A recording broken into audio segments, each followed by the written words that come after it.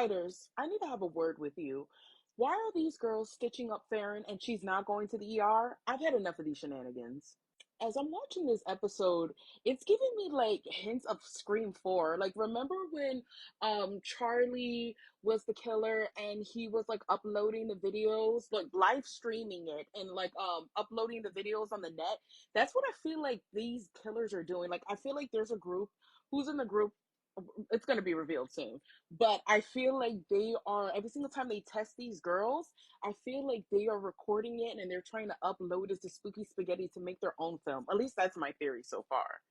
I never thought I would say this, but I don't believe that Dr. Sullivan is Bloody Rose Waters. I feel like this is the biggest red herring if we ever did see one. Like, I get the girls being like sus of her because they're like, hey, you treated, Angela's mother back in the Radley days.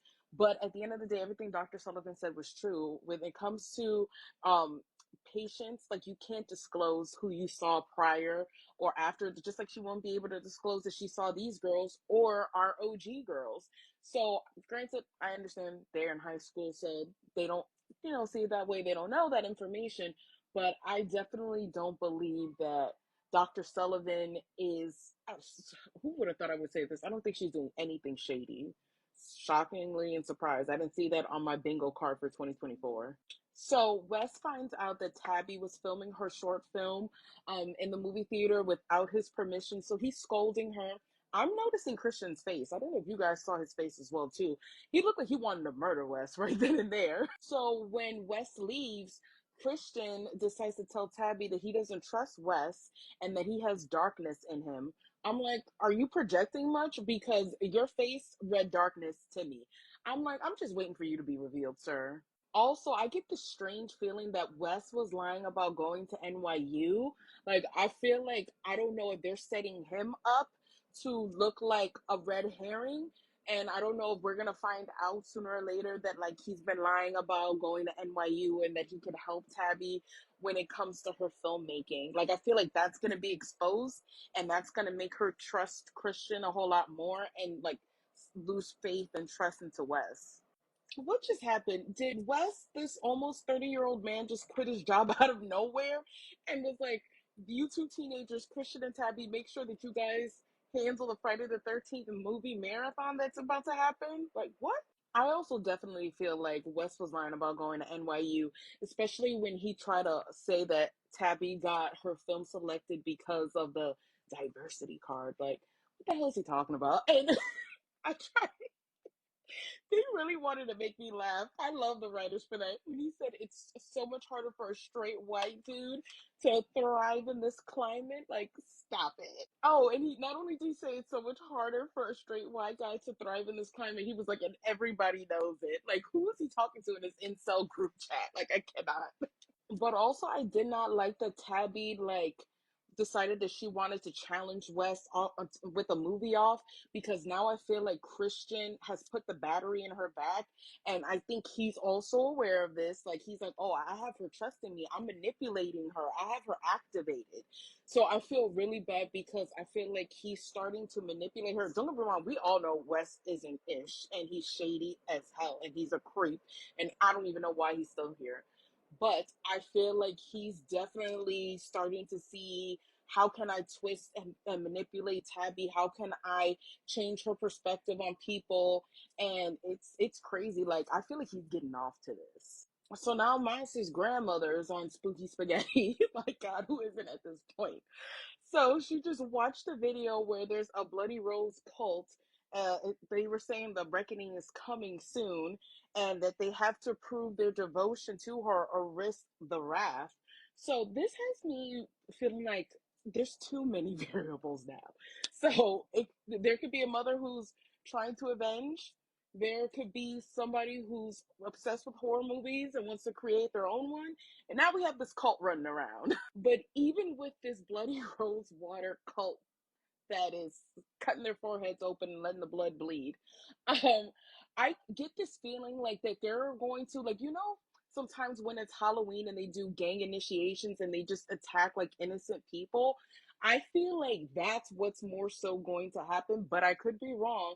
But I feel like this doesn't have anything to do with what's happening to the girls. These are just some other weirdos that are just trying to do some crazy ish. I feel vindicated. I just want that to be on the record because I told all of you guys from the very beginning of the season, as soon as I saw Dr. Sullivan's self there, I was like, she is not going to help these girls. I didn't feel like she helped them in the first place when it was the OG series.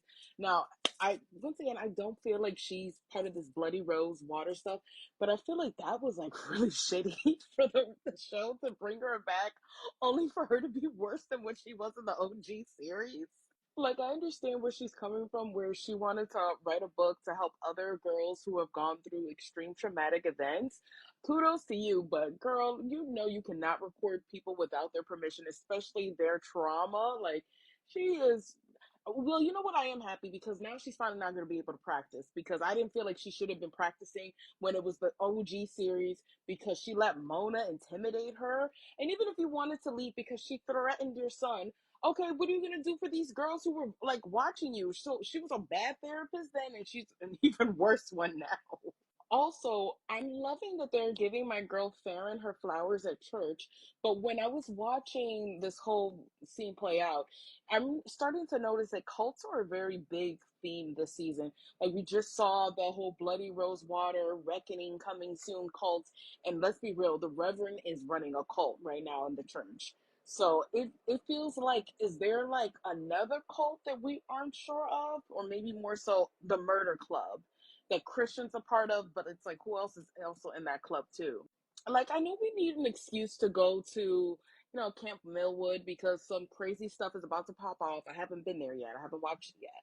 But Wes really did not show up to work, and I have to commend Tabby and Christian because I don't think I've ever cared enough about a job to try to figure out how we're gonna salvage this because my boss, my manager, one doesn't want to show up, two doesn't want to fix the problem, and now three, I have to fix the problem. Unless I'm receiving his pay rate, I am not fixing this issue.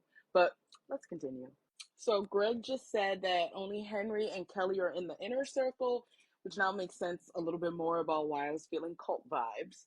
But I get this weird feeling that, like, I don't know why, I feel like Greg and Farron may date. Like, not in this season, but if we get a season three, I definitely see that happening, especially when he gave her flowers in church. And I think she's starting to like we all know Kelly and Greg aren't endgame, but I don't know why. Like I feel like she's gonna slowly start chipping away, and not even her doing it intentionally. Like start, I feel like chipping away like his douchebaggeriness. I found it interesting when Imogen said, "I stopped being sweet once my mother died."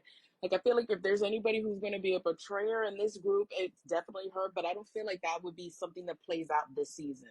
Also, I found it interesting that Greg told Farron, like, listen, I'm not in the inner circle. Like, Henry, Kelly are, but there's other stuff that goes on that I'm not aware of. And then Farron walks in on them. I don't even know what that scene was about. And I did appreciate it. And I think maybe that's why she's my favorite liar. She told him, like, listen, you're going to have to choose. It's either me or this place. So I'm glad she gave him a choice because I thought she was just going to break up with him right then and there. So when he chose the group, I'm like, girl, he's made his choice. And that scene proved to me just how easily he's like manipulated. And that makes me feel like, what else are you capable of? Like, I don't feel like he's part of this Bloody Rose Water shenanigans or this killer cult type of stuff that's going on, but he's very easily manipulated. And I'm like, Farron, you do not need a man like that. But what I found to be weird too was even though Noah got tested, to me it didn't feel like she finished or passed her test because Juvie like saw that she was running, somehow was in the right place at the right time to pick her up. So it makes me wonder two things. Like, is she going to be tested again? Or is Juvie a part of this and like felt bad and like, let me go and help you out? Because I'm like, how are you just there right then, right at the right time?